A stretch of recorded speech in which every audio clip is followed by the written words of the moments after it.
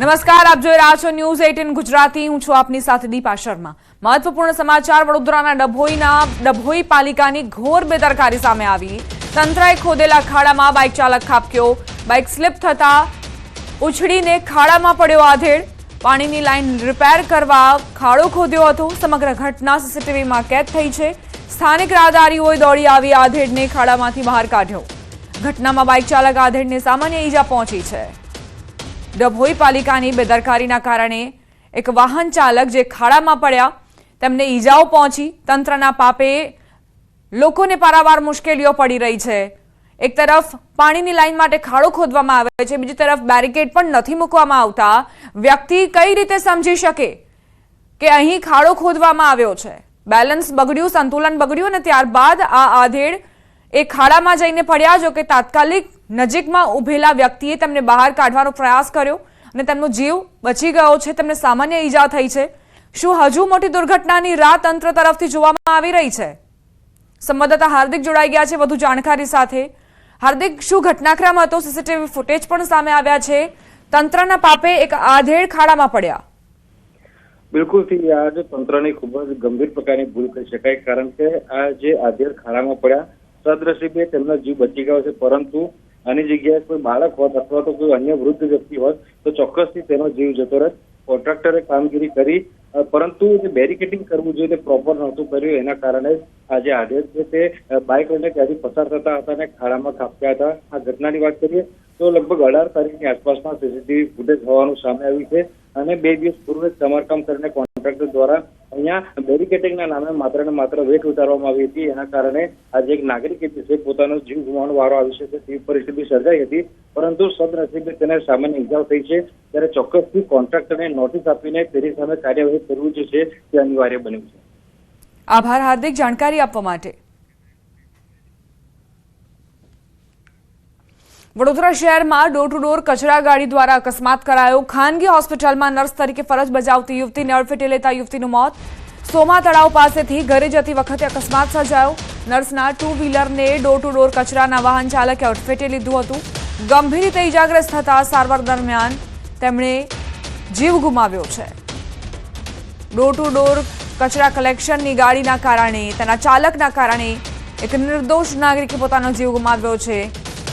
એક નર્સ જે પોતાના 2 વ્હીલર પરથી પસાર થઈ રહ્યા હતા તેમને નહોતી ખબર કે આ કચરા ગાડી તેમની પર કાળ બનીને ત્રાટકશે. રાજકોટથી સમાચાર. કાલાવડ રોડ પર કોસ્મોપ્લેક્સ સિનેમા પાસે અકસ્માત. બસ અને બાઇક વચ્ચે અકસ્માત સર્જાયો. પૂરપાટ ઝડપે આવતું બુલેટ બાઇક બસ સાથે અથડાયું. સમગ્ર ઘટનાના સીસીટીવી સામે આવ્યા છે.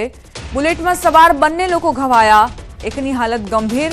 વારંવાર કોસ્મોપ્લેક્સ સિનેમા પાસે અકસ્માતની ઘટના બને છે. ડિવાઈડર પાસે સ્પીડ બ્રેકર રાખવા વેપારીઓની અનેક વખત રજૂઆત છતાં તંત્ર આંખ આડા કાન કરતું હોવાનો આરોપ મુકાયો છે.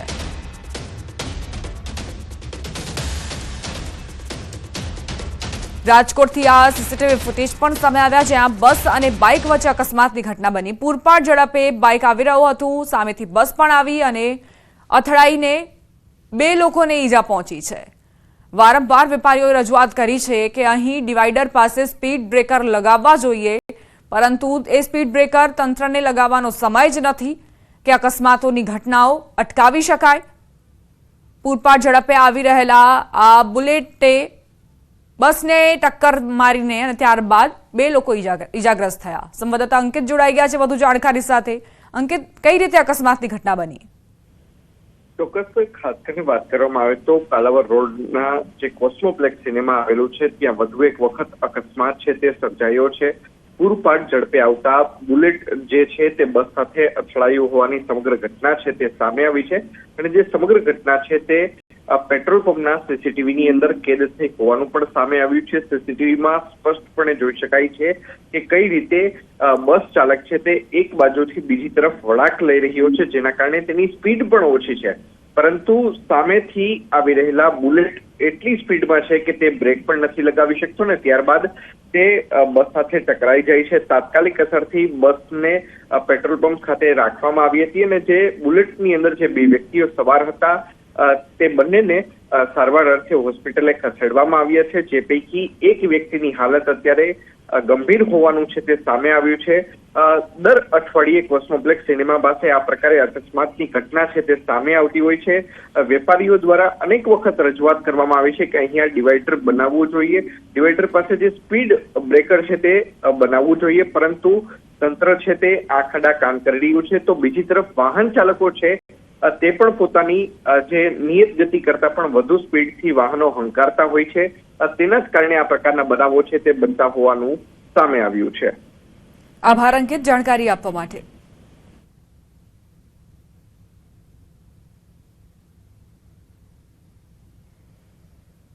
તો કઈ રીતે ડભોઈમાં પાલિકાના પાપે એક આધેડ ખાડામાં ખાબક્યા. પાણીની લાઈનનું કામકાજ ચાલી રહ્યું હતું, પરંતુ અહીં કોન્ટ્રાક્ટરને સમય નહોતો કે તે બેરિકેડ મૂકીને અન્ય વાહન ચાલકોના જીવો સાથે રમત ન રમે.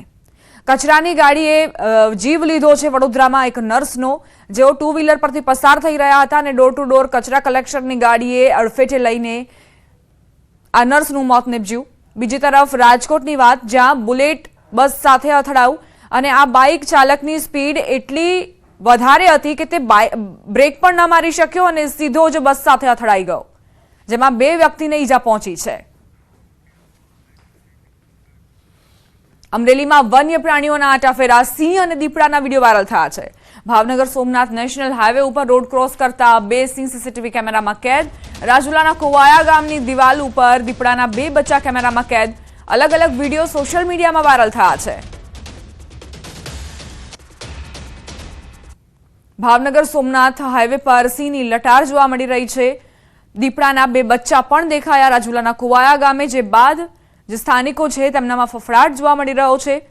જંગલ વિસ્તાર ઓછો થઈ જવાના કારણે રહેણાંક વિસ્તારોમાં પણ હવે સિંહ અને દીપડાની લટારો જોવા મળી રહી છે. સંવાદદાતા રાજન જોડાઈ ગયા છે વધુ જાણકારી સાથે.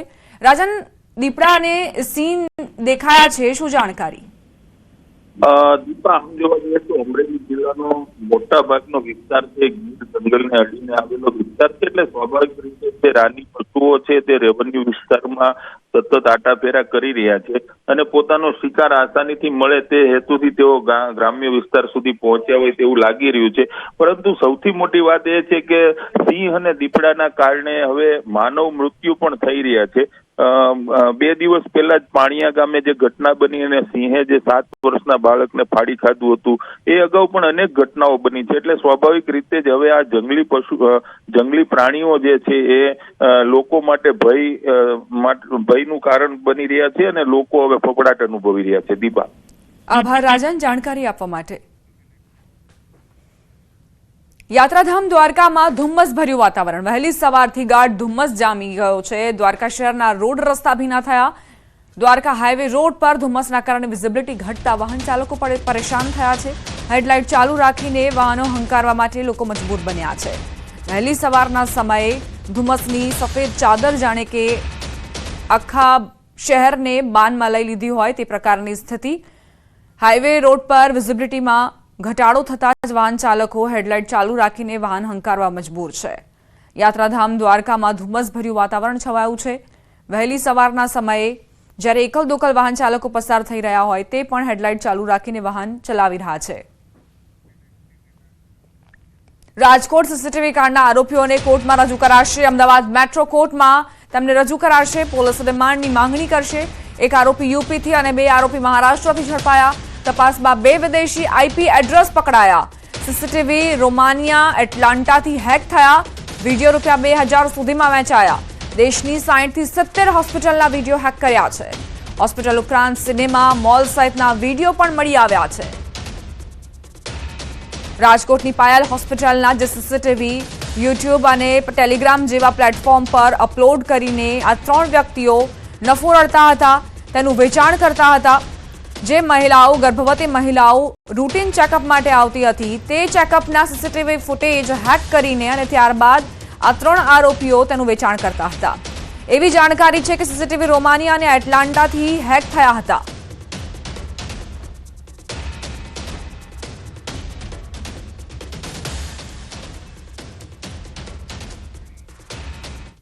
સંવાદદાતા ઋત્વિજ જોડાઈ ગયા છે વધુ જાણકારી સાથે. ઋત્વિજ, અત્યાર સુધી કઈ માહિતીઓ પોલીસને હાથ લાગી છે અને આ જે આરોપીઓ પકડાયા છે તેમની સામે કેવા પ્રકારની કાર્યવાહી થઈ રહી છે?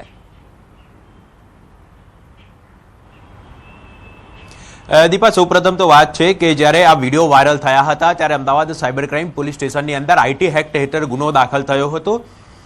જો કે પોલીસે જ આ જે સમગ્ર ઓપરેશન છે તે માત્ર 24 કલાકની અંદર જ પૂરું કરી દીધું હતું અને આરોપીની ઓળખ થઈ હતી અને ત્યારબાદ અલગ અલગ ટીમો છે તે આરોપીઓને પકડવા માટે રવાના કરવામાં આવી હતી.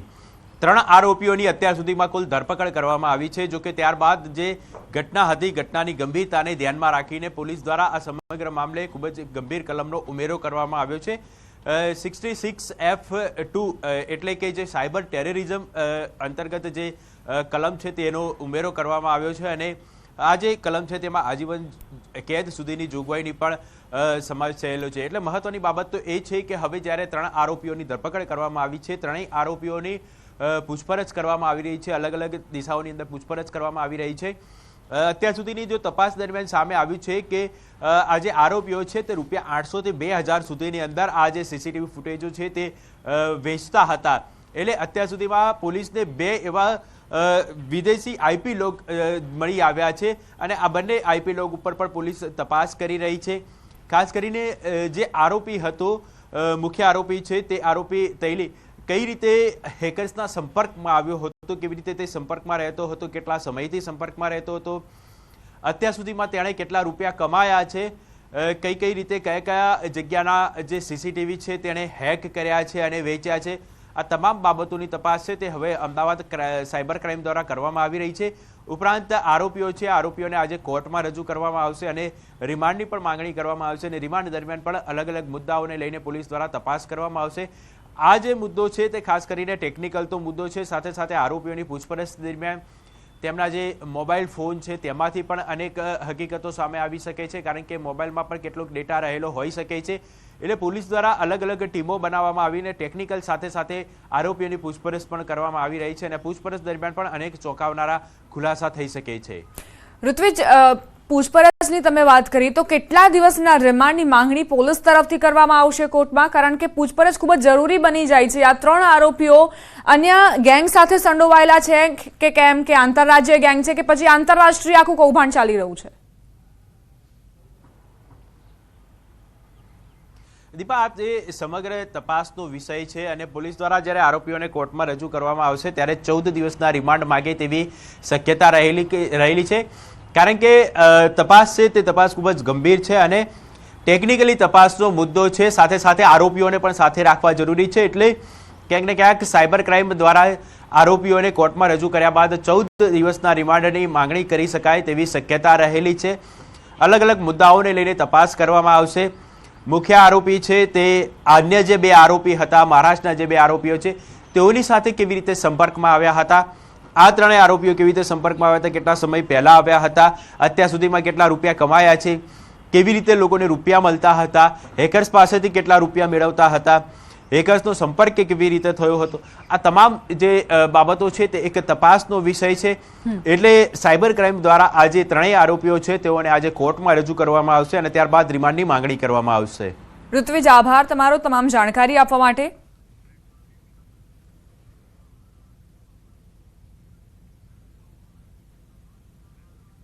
સમાચારોમાં આગળ વધી અમદાવાદમાં નકલી દારૂની મિની ફેક્ટરી પકડાઈ છે. શાહપુરમાં નકલી દારૂની 49 બોટલો ઝડપાઈ. સામાન્ય દારૂ મોંઘી બોટલમાં ભરી વેચાણ થતું હતું. આરોપી અગાઉ વાડજ પોલીસ સ્ટેશનમાં પણ દારૂના કેસમાં પકડાઈ ચૂક્યો છે. અમદાવાદમાં નકલી દારૂની મિની ફેક્ટરી ચાલતી હતી, જેની ઉપર પોલીસ ત્રાટકી. અહીં દરોડા દરમિયાન નકલી દારૂની 49 બોટલો ઝડપાઈ છે. સામાન્ય દારૂ મોંઘી બોટલમાં ભરીને વેચાણ થતું હતું. નફો રળવા માટે બુટલેગરે આ પ્રકારનો કિમિયો અપનાવ્યો હતો. આરોપી અગાઉ વાડજ પોલીસ સ્ટેશનમાં પણ દારૂના કેસમાં પકડાઈ ચૂક્યો છે અને વધુ એક વખત આ જ પ્રકારના ગુનામાં તે પકડાયો છે. અમદાવાદથી રાજસ્થાન જતા અને રાજસ્થાનથી અમદાવાદ તરફ અને ડીસા તરફ જતા લોકો માટે આ સમાચાર ખાસ છે. બનાસકાંઠાના પાલનપુરના હનુમાન ટેકરી અને એરોમા સર્કલ ઉપર સર્જાતી ટ્રાફિક સમસ્યાને લઈને કલેક્ટરનું જાહેરનામું. રાજસ્થાન તરફથી આવતા અને ડીસા અને અમદાવાદ તરફ જતા મોટા અને ભારે વાહનોને ડાયવર્ઝન અપાયું. આબુ રોડથી ડીસા જતા વાહનોને ચિત્રાસણીથી ડાયવર્ઝન આપી વાઘરોલ ચોકડીથી ચંડીસર થઈને ડીસા જવાનું જાહેરનામું. તો રાજસ્થાન તરફથી આવતા અને અમદાવાદ જતા મોટા અને ભારે વાહનોને આરટીઓ ઓવરબ્રિજથી ધણિયાણા ચોકડીથી રતનપુર જગાણા થઈને અમદાવાદ જવાનું જાહેરનામું બહાર પાડવામાં આવ્યું છે. પાલનપુર શહેરમાં વધતી ટ્રાફિક સમસ્યા અને આવનારી બોર્ડની પરીક્ષાને ધ્યાને રાખીને કોઈ ઇમરજન્સી સેવાઓને અસર ન થાય તે માટે આ જાહેરનામું બહાર પાડવામાં આવ્યું છે. જિલ્લા કલેક્ટર મેહર પટેલ દ્વારા 24 ફેબ્રુઆરીથી 17 માર્ચ સુધી આ જાહેરનામું અમલી રહેશે.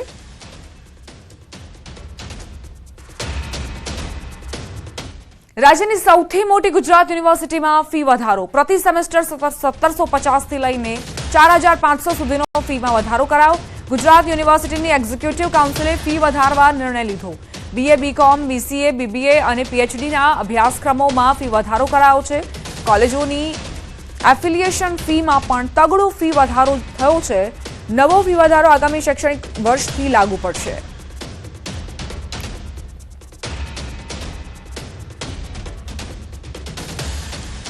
બુલેટિનમાં રોકાઈશું એક નાનકડા વિરામ માટે. આપ જોતા રહો ન્યૂઝ 18 ગુજરાતી.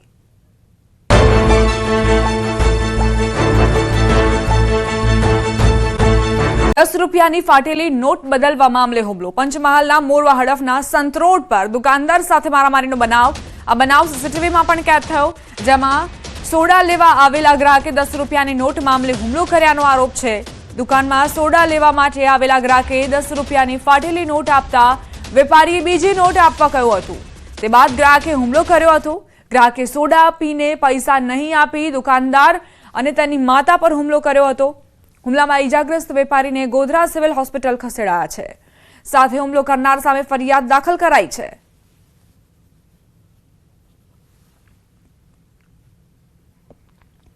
₹10ની ફાટેલી નોટ બદલવા મામલે આ હુમલો કરવામાં આવ્યો છે. હુમલામાં ઈજાગ્રસ્ત વેપારીને ગોધરા સિવિલ ખસેડવામાં આવ્યા છે. સીસીટીવી ફૂટેજ પણ સામે આવ્યા છે, જેમાં જોઈ શકાય છે કે એક મહિલા પ્રતિકાર કરતી પણ નજરે પડે છે, પરંતુ તેના ઉપર પણ હુમલો કરાયો. સંવાદદાતા રાજેશ જોડાઈ ગયા છે વધુ જાણકારી સાથે.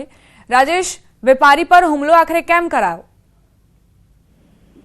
મોરવા હડપના સંતોડ ગામે વેપારી પાસે એક ગ્રાહક સોડા લેવા માટે આવ્યો હતો અને ₹10ની ફાટેલી નોટ આપી હતી. દરમિયાન વેપારીએ ગ્રાહકને જણાવ્યું હતું કે આ ફાટેલી નોટ છે, નહીં ચાલે, બીજી નોટ આપો. દરમિયાન પહેલા ગ્રાહકે સોડા પી લીધા બાદ દાદાગીરી કરી હતી અને પૈસા નહીં મળે કાયમ કરી લેજે એવું કહેતા જ વેપારીએ કહ્યું હતું કે પૈસા સોડા પીધી છે એટલે આપવા પડશે. પરંતુ જે ગ્રાહક હતો તેણે અન્ય 5 વ્યક્તિઓને બોલાવી અને વેપારી પર હુમલો કરતા તેની માતાએ બચાવવા માટેનો પ્રયત્ન કર્યો હતો. વેપારીને દરમિયાન માતાને પણ ઈજાઓ પહોંચાડી હતી અને દુકાનના કાઉન્ટરમાં અંદર ઘૂસી જઈ અને વેપારીને મૂળ માર મારતા વેપારીને સિવિલ હોસ્પિટલ ગોધરામાં દાખલ કરવામાં આવ્યો હતો.